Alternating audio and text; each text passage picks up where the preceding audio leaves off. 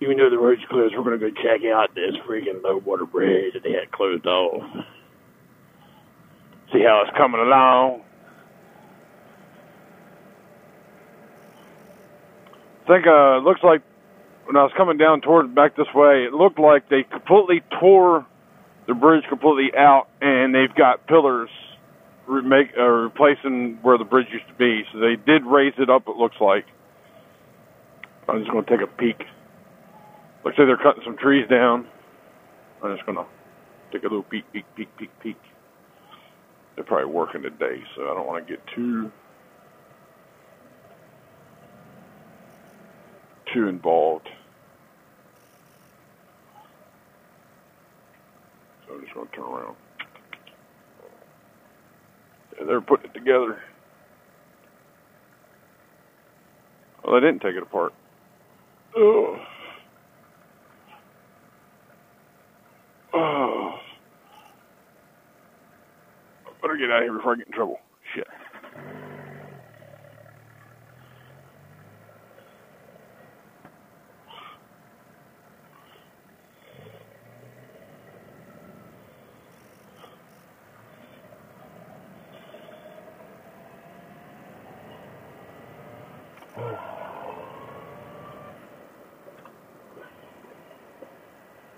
Gotta run. We gotta watch what we do. I wonder if they're gonna fix this road. Oh, mud. Oh, shit. Fucking ass is sliding like a motherfucker. Ooh. You know that feeling when someone's staring at you and when you go to look, you can't find no one there? Oh, there you are. Oh, I see you.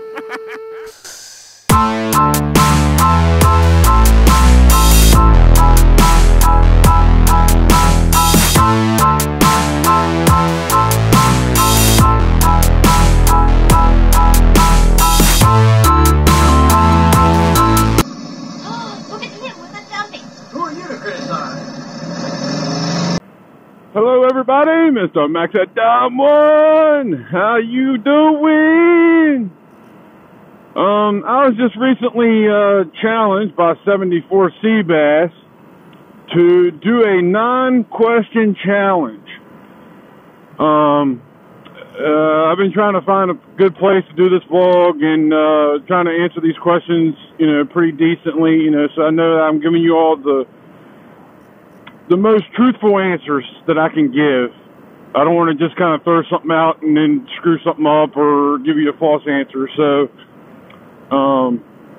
and plus I was trying to figure out who I wanted to challenge, so I'll go ahead and put that after my questions. I'll put who I'm challenging and all that. So let's go ahead and get started. So the first question is, let's see here.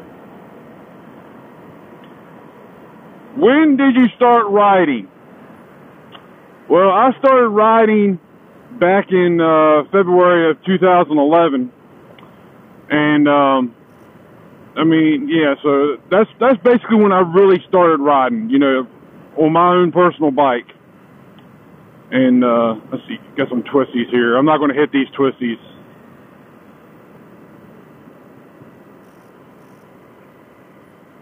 I'm just kind of cruising right now. All right, second question. Why did you start riding? Why did I start riding? Well, ever since I was a little kid and was, able to ride a bicycle, I was always fascinated about the crotch rockets and motorcycles and stuff like that. I never really got into full depth of learning about them, but I always knew just a tiny bit. I knew you had your clutch and throttle and brakes and stuff like that, but as far as leaning the bike and actually riding the bike, I wasn't really into all that. But I've been pretty much fascinated about motorcycles most of my entire life. So, that's the reason why I got into it. Let's see, next question. Number 3. What was or is your first bike? Well, to be official, my first bike is the one I am riding on right now, which is a 2009 Suzuki Gixxer 600. Now, the reason why I say officially is because I have had a couple other bikes, but they were never running, or they were, I never actually took them out on the road. I never actually rode them. For instance, okay, my uncle had a couple of old used bikes out in this field, and he kind of just gave me. They were not running. The motors were locked up, and I thought I could restore it. But I started restoring it, and then I kind of gave up on it. The second one, I bought from a friend's dad, and it had some small issues. I mean, it ran, but it had a problem with the, what do you call it? The spark plug. The spark plug kept getting too dirty to where it wouldn't start properly. And so I ended up turning around and giving the bike back to him. So that's that. So that's why I say my official riding bike is the one I'm on now. Okay, question number 4. What is your dream bike? Well, I don't really have a dream bike per se, because technically I am riding my dream bike, because I've always, not because it was a Suzuki, not because of a Honda or KTM or any of that. Like I said, I was always fascinated by a sports bike. I didn't know which one I liked, which one I didn't like. I just was into sports bikes. Now, when I started looking for a bike, I sat on all kinds of different sports bikes and tried them out. I did a lot of research and did a lot of, stuff to try to figure out which ones I like and which ones I didn't like. Now, I didn't like the R6s. I didn't like the, what was that other one? There's another one. I keep forgetting. But I didn't like it because it felt like the handlebars made you feel like you're kind of sitting a little bit too low on the handlebars. But now the Honda CBR 600s, I felt very comfortable on. I liked them. I loved them. But then when I finally sat on Gixxer, I loved it just as well as I did with the Honda.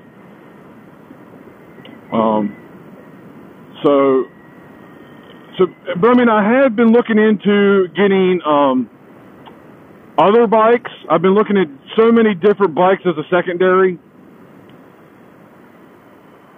Let's see real quick. Okay, so we're good.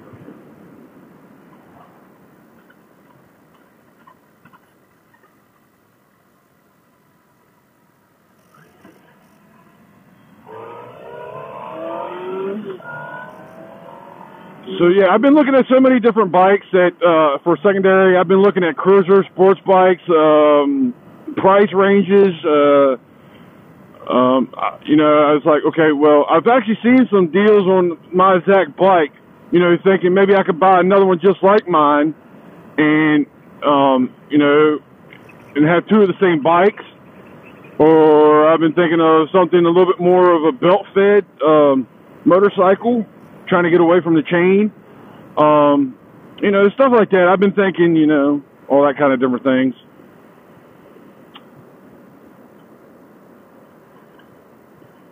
Roads are still wet from last night.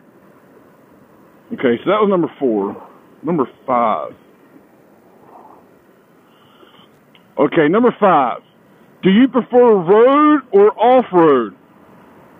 Well, there's pros and cons on both. I'll probably say I more or less prefer the road, just because the fact that I can actually travel and go places on my bike compared to a dirt bike. I mean, dirt bikes are fun. You don't have any limitations like you do on the road, like, speed, and, you can sit there and wheelie and pop, jump hills and shit like that. But on the dirt, the majority of the time you're kind of limited as far as speed most of the time, because you got multiple obstacles to go through, whether it's trees, branches, stuff on the ground. You're not going to find a long stretch to where you can actually, stretch your bike out in speed. But, you know, the laws don't really apply to you when you're on the dirt, you know, so you can go as fast as you want, you can pop wheelies, you can do whatever the fuck you want. To where on the road, you're more limited as far as, you know, doing shit legally, you know, but you can go faster, you can lean into turns, and like I said, you can travel. I mean, I've done a lot of traveling on my bike. I mean, I'm not saying that you can't travel on a dirt bike. I mean, if you have an enduro, which is like a dirt bike with, you know, street legal, you know, headlights and stuff like that, you can go on, you know, go on and off road, you know, whatever you want. I mean, you can do that. So anyway, that was number 5. Let's see. Okay, number 6. Have you ever fallen or crashed? Well, I never actually crashed my bike, but I have fallen off my bike. Now there's a difference. I've fallen off my bike numerous times. I kind of lost count on how many, but most of them have been pretty kind of I want to say beginner kind of stuff. You know, like, you know, wet grass and running through wet grass and then hitting the road with loose gravel. That was one. Somebody in front of me slammed on his brakes and all that bullshit. You know, so I've actually fallen probably around 5 times, give or take, and it's been all low speed falling. So